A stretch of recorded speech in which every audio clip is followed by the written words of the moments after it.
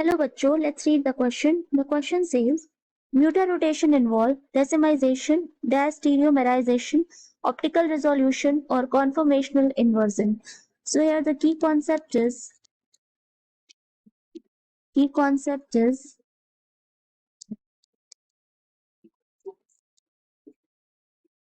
mutarotation. Now mutarotation is the change in optical mutarotation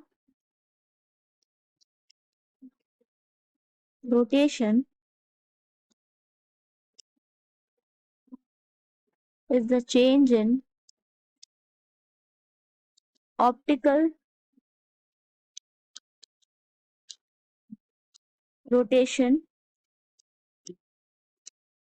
observed when alpha or beta anomers are dissolved in solvent, for example, in water. So, it is possible when alpha or beta anomers are interconvert. So, mutarotation involves diastereomerization. ठीक है, तो म्यूटा rotation क्या होता है कि change in optical rotation जब alpha और beta anomers जो हैं these are dissolve in water, तो जो इंटर कन्वर्ट हमें मिलता है, ठीक है, वो हमारा म्यूटा रोटेशन होता है. एंड जो साइक्लिक शुगर्स होते हैं they show mutarotation as alpha and beta जो एनोमेरिक हैं फॉर्म्स वो उसमें इंटर कन्वर्ट. तो कौन शो करता है? Cyclic sugars. वाटर एनोमर्स, तो जो साइक्लिक मोनोसेकेराइड्स होते हैं जो डिफर करते हैं एक दूसरे से उनके C1 एंड C2 कॉन्फ़िगरेशन से, मतलब कार्बन 1 एंड कार्बन 2 के कॉन्फ़िगरेशन से ये डिफर करते हैं. वो साइक्लिक मोनोसेकेराइड्स उनको हम एनोमर्स कहते हैं. ठीक है, Now, ये जो अल्फा एंड बीटा जो एनोमर्स हैं दे आर क्या है, ये अभी हमने देखा, डाया स्टीरियोमर्स of each other. ठीक है, and usually they have different specific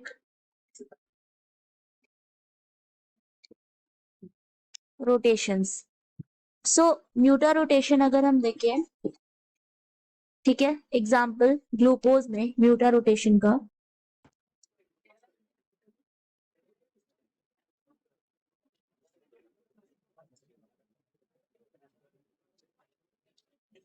H OH OH OH OH and यहाँ पर ये OH. ठीक है, this is 1 2 3 4 5 6.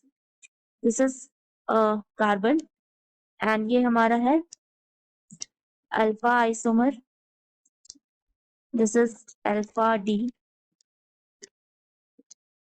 glucose and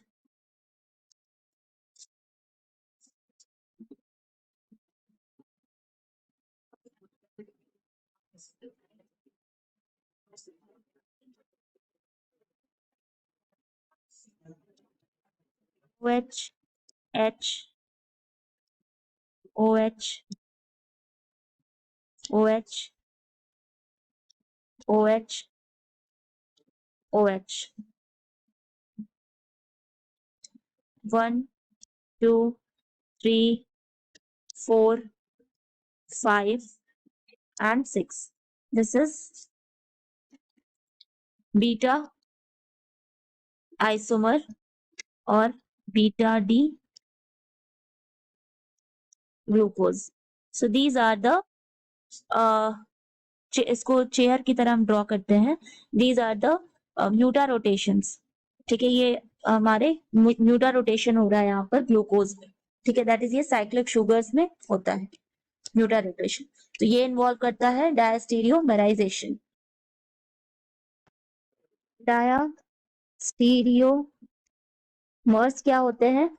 they are stereomers that are not identical. They are non-identical and do not have mirror image. Do not have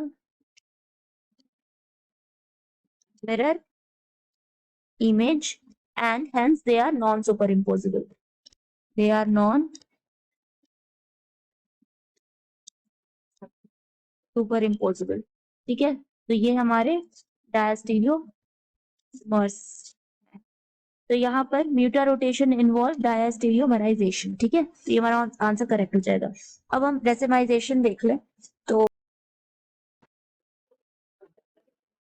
so first one is racemisation. Racemisation क्या होता है? It is a process in which optically active compounds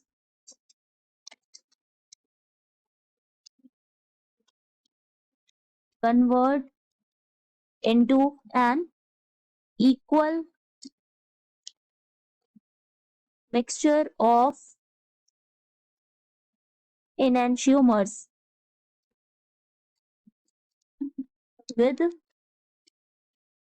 zero optical activity. यानी कि वो पहले क्या होते हैं? ऑप्टिकली एक्टिव होते हैं, लेकिन क्योंकि 50-50% दोनों ही बनता है. ठीक है, तो ये एक मिक्सचर बन जाता है. उसी मिक्सचर को हम रेसिमिक मिक्सचर कहते हैं, यानी कि इक्वल मिक्सचर क्रिएट होता है. एंड दोनों की हाफ ऑफ रोटेशन की वजह से क्या होता है कि कैंसिल आउट हो जाता है एंड वहां पर ऑप्टिकल इनएक्टिविटी हो जाती है, यानी कि जीरो ऑप्टिकल एक्टिविटी हो जाती है.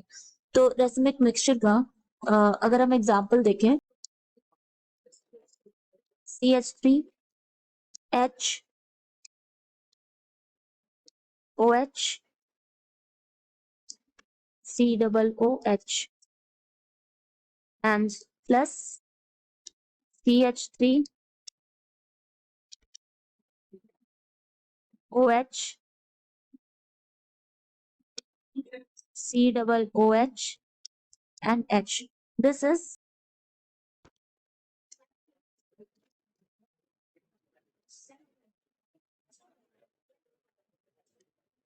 तो ये जो है हमने रेसिमिक मिक्सचर देखा है लैक्टिक एसिड के एग्जांपल से. This is racemic mixture.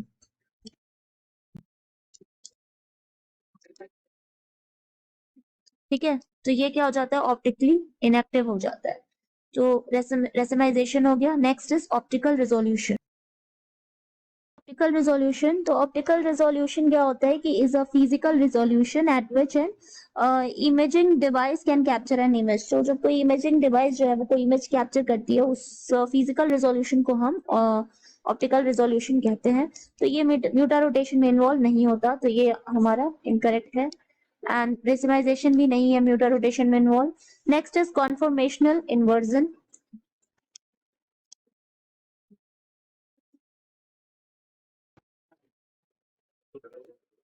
Conformational inversion. Conformational inversion जो है, इसमें क्या होता है कि सैचुरेटेड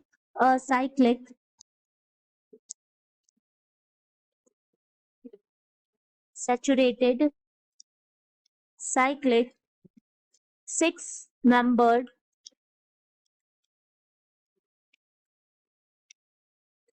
हेट्रोसाइकल्स. ठीक है, फॉर एग्जाम्पल हम यहाँ पर देखेंगे साइक्लोहेक्सेन. ठीक है, ये क्या होते हैं? ये अडॉप्ट करते हैं वन और more conformation. They can can adopt one or more conformations, ठीक है, that are free, मतलब and that are free of torsion or bond angle strains, कि उसमें ना तो कोई bond angle का strains ना हो, that are free of bond angle strain, मतलब वो किसी भी तरह के strain में नहीं रहते हैं एंड खुद ही अपने वो शेप को चेंज कर लेते हैं। तो सैचुरेटेड साइक्लिक सिक्स मेंबर्ड एट्रोसाइकल्स जैसे कि साइक्लोहेक्सिन, तो अगर हम इसका फॉर्म देखें,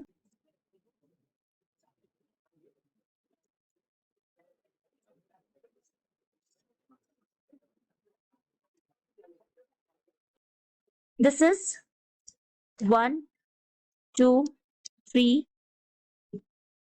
4 5 6, ठीक है, 6 carbon, and this is 1 methyl cyclohexane, this is 1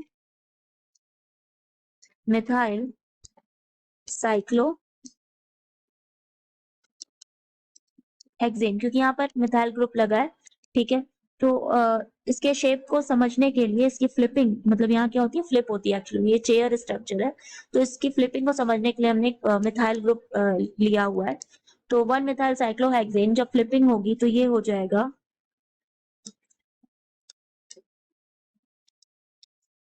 ये मिथाइल ग्रुप लग जाएगा यहाँ पे, ठीक है। तो यहाँ पर क्या था, मिथाइल ग्रुप जो था वो एक्सियल था, दिस इज CH3 जो यहाँ पे थी वो एक्सियल पोजीशन पे थी, जबकि यहाँ पर जो मिथाइल है वो इक्वेटोरियल, इक्वेटोरियल, ठीक है, मतलब ये जो पोजीशन है वो इक्वेटोरियल है एंड ये एक्सियल पोजीशन थी, तो ये फ्लिपिंग हो जाती है यहाँ पे। So this is conformational isomers. Now here mutarotation involves B, that is diastereomerization. So the final answer is D. Hope you understand it well. Best of luck.